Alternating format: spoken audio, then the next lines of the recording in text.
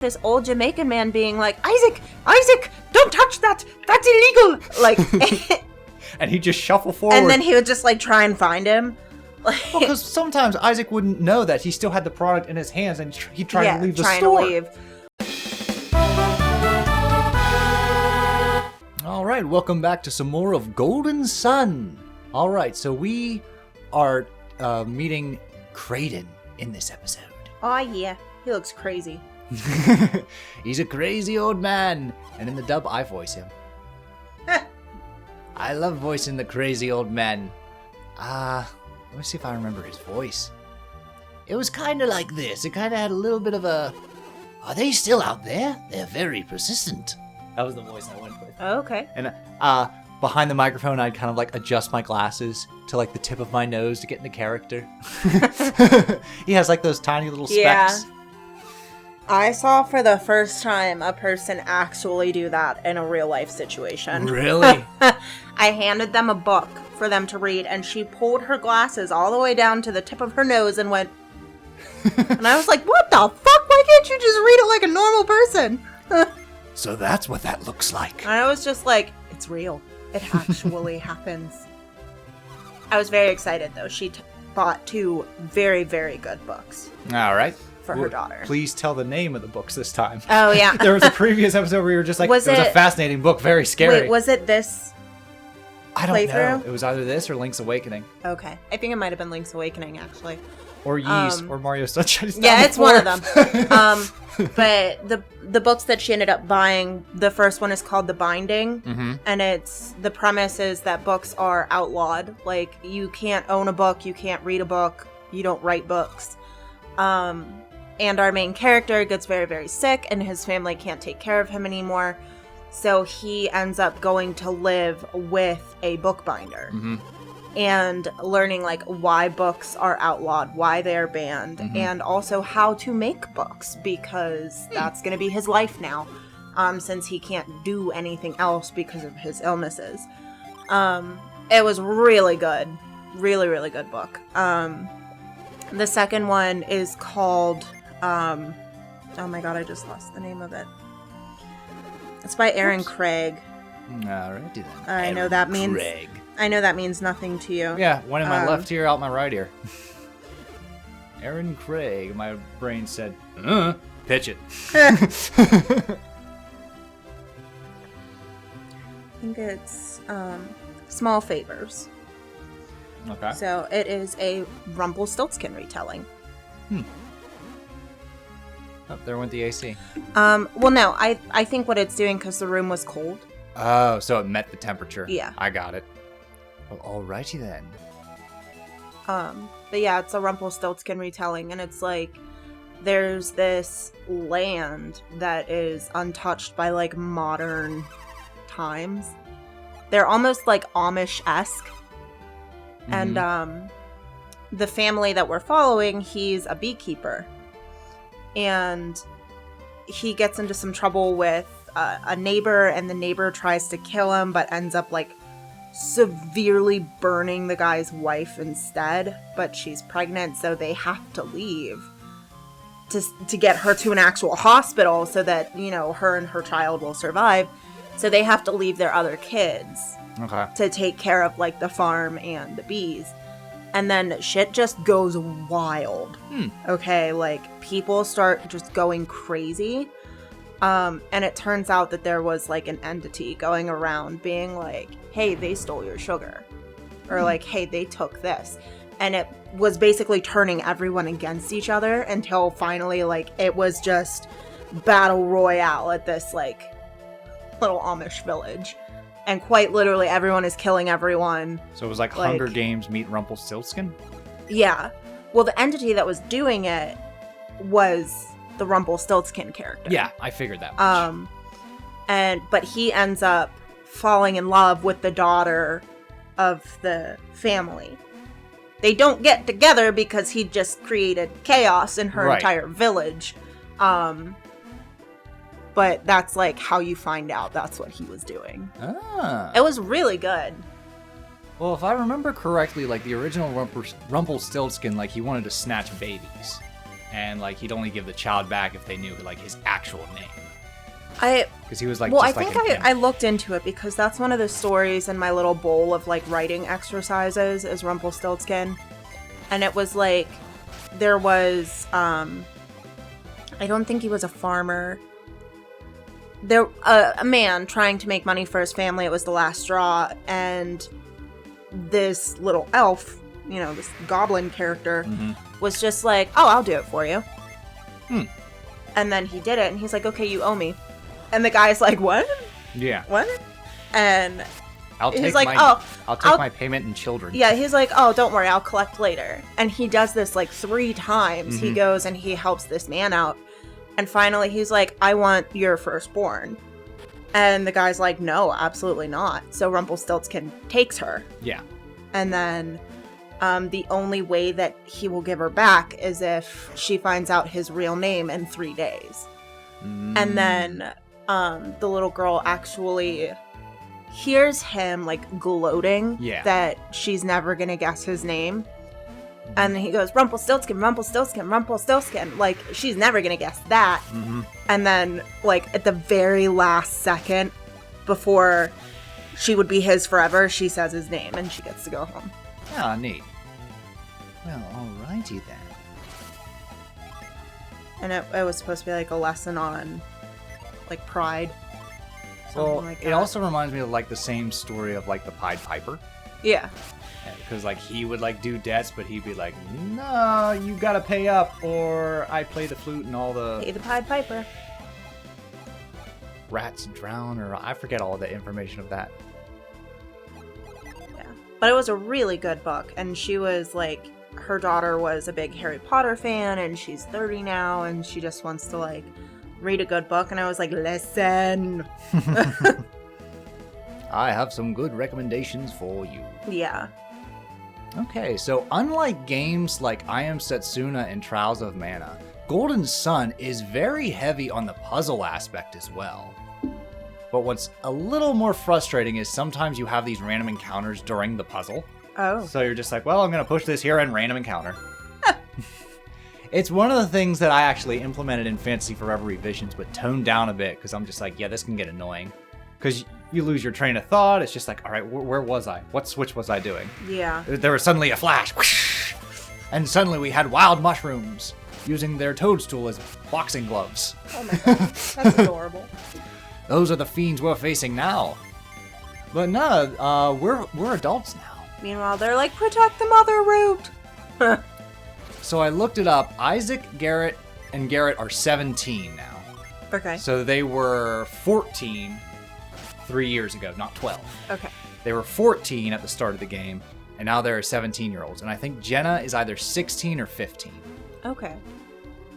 Just to be a little more accurate. So, I mean, they're still kids, but... Yes, they are kids. But they're closer to, like, what is considered a young adult. Yeah. The prime age of 16. Eh? Where am I? How'd I get here? They look like angry Donald Ducks. The statues? Yeah. Can you see it? Yeah, I do see it now. What's the big idea? I can't do Donald Duck. I can try my best at like so many characters. I cannot do Donald Duck. I think he has like a throaty, like it's very wet sounding. Yeah. I don't like Donald Duck's voice. I'm more partial to Scrooge McDuck myself. I was never a DuckTales kid. Really? Yeah. Heathen. DuckTales was the shit. Well, like, I know we've had this discussion before. A, didn't have cable. Yeah. B, I was more of like a Nickelodeon, Yeah. Cartoon Network kid. No, you're quite right. You didn't know that many Disney shows, so when you watched Gargoyles recently, you were like, this is really good. I'm like, yeah. Yeah, I was like, how did this not do better? And then it got weird, and I was like, there it is. Until it got weird. But no, we can use synergy both in combat and on the overworld map and in dungeons. So that synergy right there was move, and I can use it to just shift the statues to the side and be like, excuse me? Okay. And I can reveal hidden passages. I'm going to be using all kinds of synergy to solve very unique puzzles. Zelda would be proud. Zelda. I do you proud, Papa. Okay. So yeah, we are trying to uncover the secret of Sol Sanctum. Keep in mind from the last episode, oh my god, we got the whole gang. We got the vermin, the bat, the slime, and the mushroom. All together now. That slime looks hilarious, though. I think the vermin's the leader. Charge! Yeah. Come on, man! Nobody lives forever! He's the first to die. It just reminds me of that scene from Emperor's New Groove. It's just like, everybody! I just turned into a cow. Can I go home? You're excused. Anybody else? No, we're good. Get them! I do love that. I don't know why the cow is so like, I just turned into a cow. Maybe it's like a cross-gender thing of like, he's a guy that just turned into a cow. Maybe. Not a bull, a cow. Yeah. See, I always thought of just I like, just turned I'm into a lactating cow. from my nipples. That's how I perceived it. I turned into a cow. Can I go home? You're excused. Anybody else? No, we're good. Get them! Because the one turned into a gorilla, the other was an iguana. I think there was an octopus. Yeah. What a movie. God, it's so good. Well, originally it was going to be more serious with like a couple lighthearted motifs like Aladdin and Hunchback, but they went full on with the comedy because I think at that time they just weren't getting anywhere with like the story for the draft. I feel like it would be really difficult to do that or something like that as like a serious film, especially if they kept him as a llama.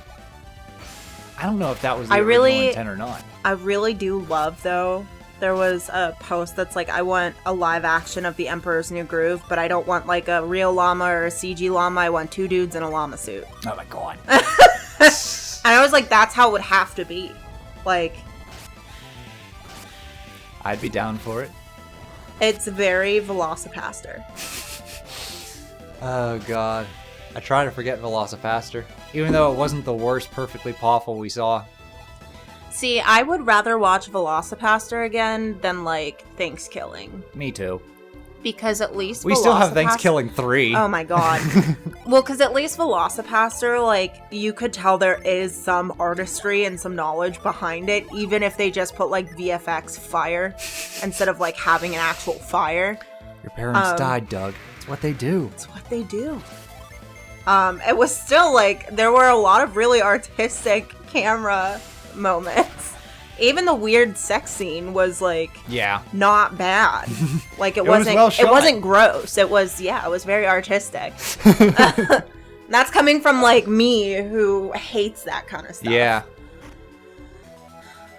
But the Velociraptor suits though, like it wasn't even a Velociraptor suit. It was just like some T-Rex I think dinosaur. it was the T-Rex like blow up costume. Because you look at the thumbnail when you start the movie and they use like an actual Velociraptor. And I'm thinking, okay, CG, it's going to be kind of corny.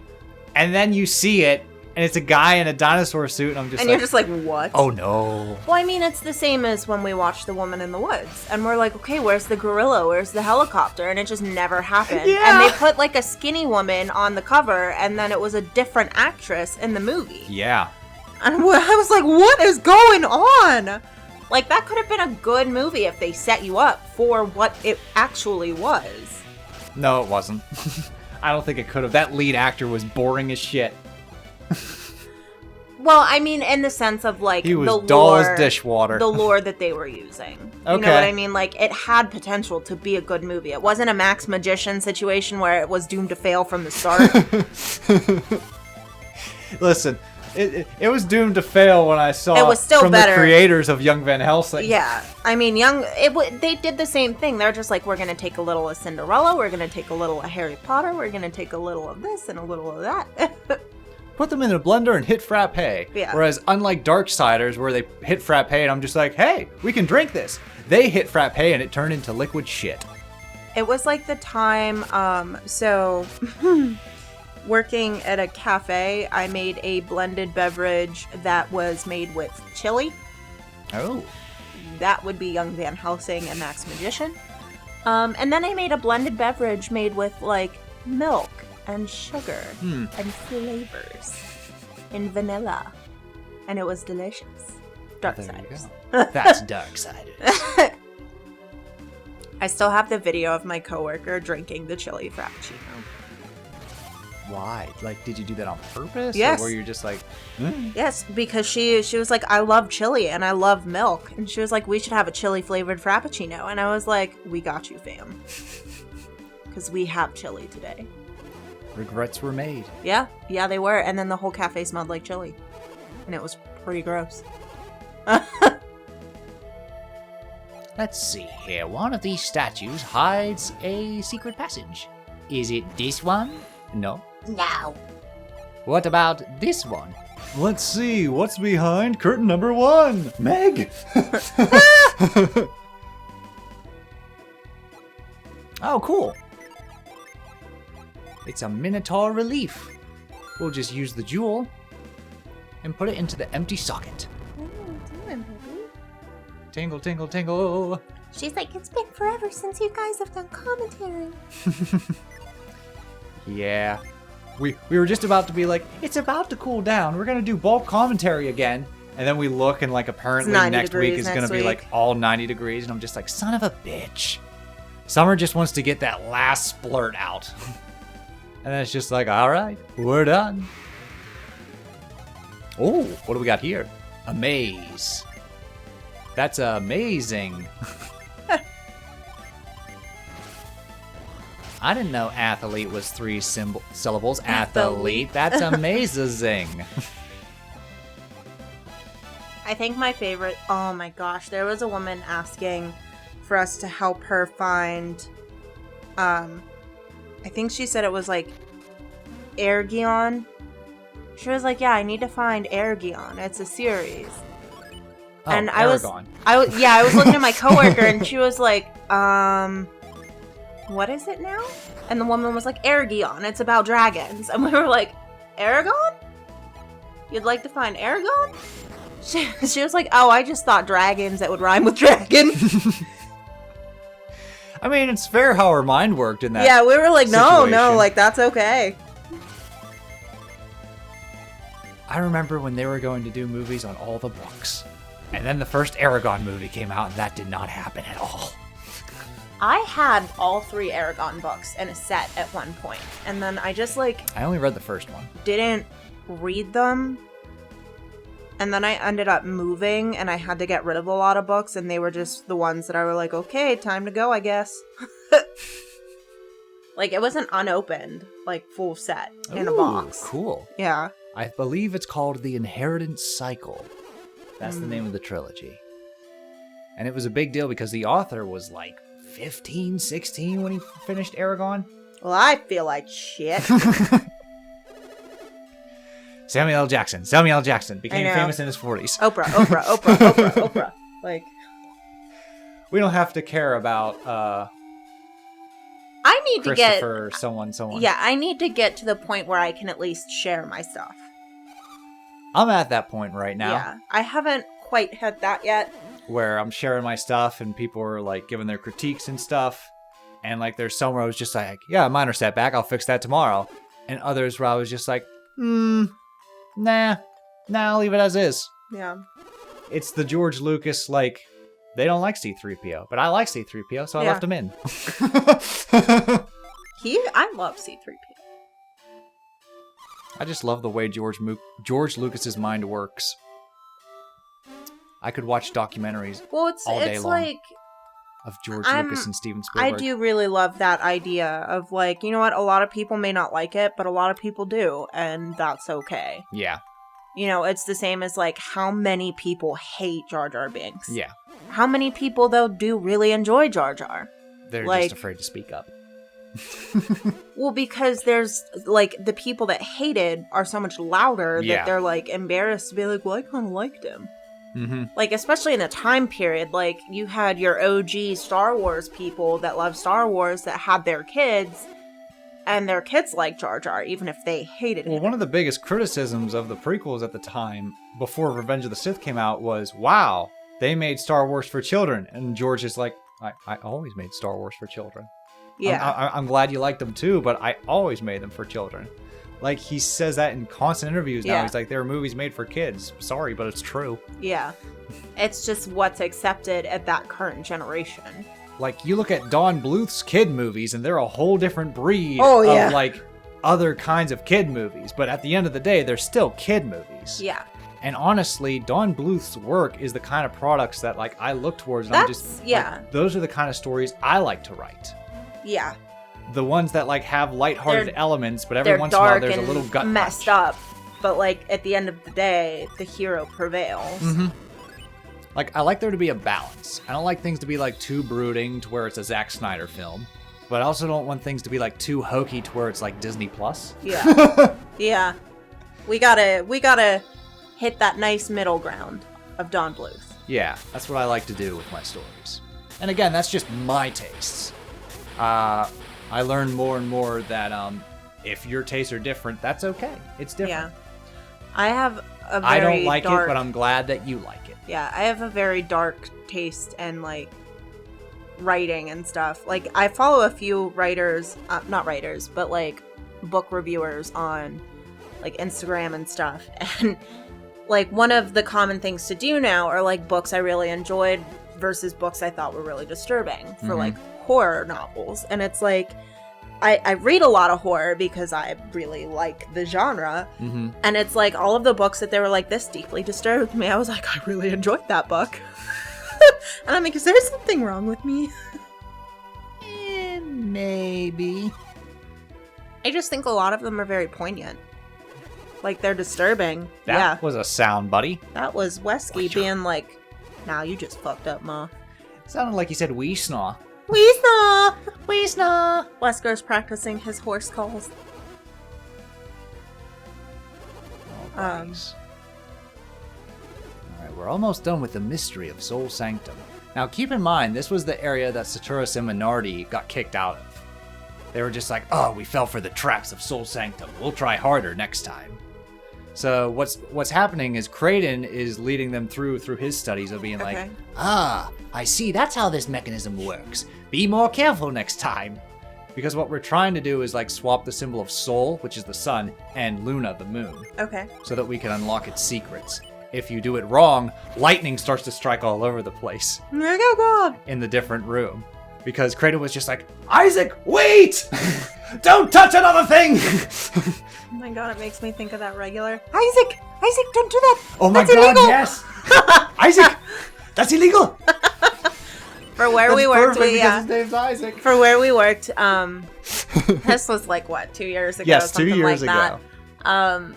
Both of us shared a regular that would come in, and he was special needs, and his like caretaker, the person that was always with him, was like this old Jamaican man, Mm-hmm. and Isaac would like Wander. escape from his person. Yes. And it would be like 15 minutes later, and you just hear this old Jamaican man being like, Isaac! Isaac! Don't touch that! That's illegal! Like, And he'd just shuffle forward. and then he would just like try and find him. Like, Because sometimes Isaac wouldn't know that he still had the product in his hands and he'd try to leave the trying store. to leave. I know, like, for us, he would like draw on our tables or write in books, and we're like, buddy, you can't do that. Yeah. Well, he'd always want like a piece of paper Mm-hmm. to write things down, like a list for him to come back later and he could look at the list and be like, what do you got? What do you have? I want that and this. What was really, But, like, He'd write on top of products. yeah. And then you're like, sometimes the you can't- Sharpie would bleed through and it'd be like, Yeah. uh-oh. That's exactly what would happen. Now for he would, us, he would pull I'd his pull like the superhero books. $1 movies and be Yeah. like, here you go. He would pull down like superhero books that had pictures in it and like trace the pictures, but it's with a Sharpie, and now like his Sharpie tracing is on the book. Just like, now we can't sell that. See, there goes Kraden. You found it, Isaac! That's legal! That's illegal. Oh my goodness. I haven't seen him in a while, but what was really frustrating is, like, before I knew him as a regular, like, when I had first started at that job, and I felt really bad because apparently they were like, yeah, this kid comes in all the time and he asks for paper and pencils and stuff like that, and I was like, oh, that's kind of sad, like, he doesn't have, like, a notebook or, like, anything like that, and they were like, oh, we don't know. So, like, we have a dollar section that has, like, sketchbooks and pencils and, like, the kit where it's the book with the pencils. So it's like, I got him one, and I was like, you know, so that you have your paper and your pencil when you come in and want to write down book titles. And then I never saw him use it. And I was like, buddy, remember that book I gave you? Like, it was only $1 plus an employee discount, so it's not like I spent money on it, but I was just like... But still, like, it saves a lot of headache going forward. But he likes his routine. Yeah. So hold on. I no longer work there. You still do. Do you just no longer see them? He was asked to not come back. Oh. Well, all right then. Yeah. Because of damaging the amount of products that he damaged. That makes sense. So that and his caretakers just were not watching him. They weren't with him. With the exception of the Jamaican guy. Yeah. The other ones, they just wander off themselves. Well, the other ones, they started just staying in the car. Ah. They would just let him go into the store, and then they would leave. And we're like, okay, we're not a babysitter. Yeah, like, really. This isn't like the Eagle's Nest. Yeah, you can't just drop them off as you go shopping. And, that's been an issue with a lot of the caretakers that come to our store, is they just drop them off and then leave. And it's like, you have some severely disabled people coming in here that need to be watched. Like, that is not our job to do that. Mm-hmm. But you have people that are trying to, like, eat things off the shelves, and we're like, oh, jeez. Where's your person? Hey there, buddy. They're like, oh, outside smoking a cigarette. We're like, maybe you should go stand with them.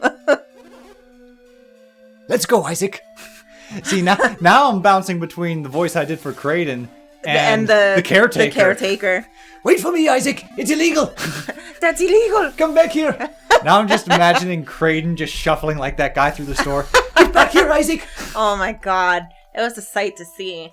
Speaking of a sight to see, this is my favorite area in the game. And also one of my favorite tracks. Purple sparklies. This is the heart of Sol Sanctum. And the track playing is called The Elemental Stars. I have the original, but it has a beautiful cover by none other than the Noble Demon. Yeah, I feel like I'd be better off listening to his covers than the original. They? Yep, Noble Demon's a they. Okay. Yep. Listening to their covers than the originals. We learned from our mistakes. We got range gender wrong 5 times in one review. Oh my god. I felt so bad. I was like, it wasn't like a malicious, intentional thing. Nah, it's alright. You can make mistakes so long as you own up to them. The past can hurt, but you can either run from it or learn from it. Thanks, Rafiki. Alright, so anyway, these are the elements. Behold. Every time I hear the word elements, all I can think of is the elemelons. The elemelons. Why is there a watermelon, but not an earth melon, fire melon, and air melon? The elemelons. Alright, so these are the elemental stars.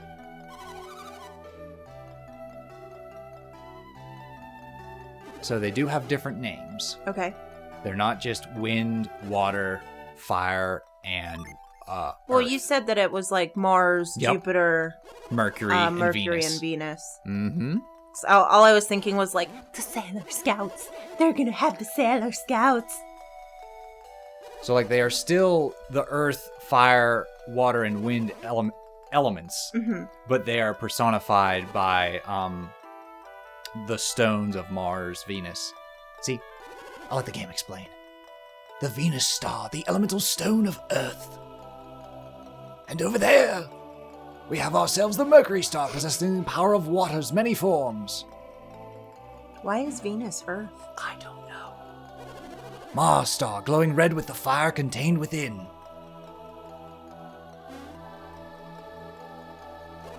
And Jupiter, bound with the wind's fury. The better question is, why is Mercury water? Well, Mercury is usually water. Huh. I thought it was like the hottest, because like it's Well, closest to the sun. It is. Scorching water! Hot water! But yeah, Mercury is usually, like, associated with water. Mm-hmm. But I've never heard Venus associated with Earth, but really it's the only one that makes sense. Yeah. And those 4 planets. Mm-hmm. But yet, combined, they are the source of alchemy. So the plot of this game is alchemy has been sealed off from the world, and characters like Saturos and Minardi, and even Kraden to an extent, want to bring it back. Okay. But the question is, will it be brought back for the good of mankind? Yeah. Or for its destruction? That is the question that Golden Sun poses. Who can say what the truth is? I highly recommend checking out the dub. It currently has 5 episodes, and like if you're kind of grasping the story but don't really understand it, the dub really clarifies it because Bryson goes the extra mile by explaining more of the lore in the dub. Okay. Oh, Kraden, you silly goose. I can't platform like you, Isaac. Isaac, stop! But at this point in the story, I'm kind of questioning Kraden's like true motives. Because he's just like, well, children, this is a dangerous task. Don't worry. Go forth. I mean, well, that's like the Dumbledore theory. Yeah.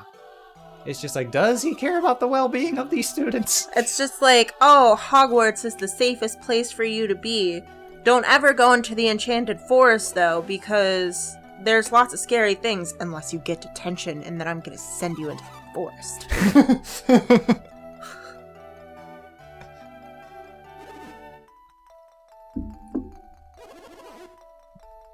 It's the Forbidden Forest, not the Enchanted Forest. I was just gonna let it go because I knew it as I said it. I was like, that's not right. So I was just like, okay, cool. But your soul wouldn't let it happen. No. Your Sol Sanctum was like, I had to correct it. I was like, this is wrong. All right, in the next episode, we're gonna collect the elemental stars. Toodles! For one old man. Toodles! Isaac!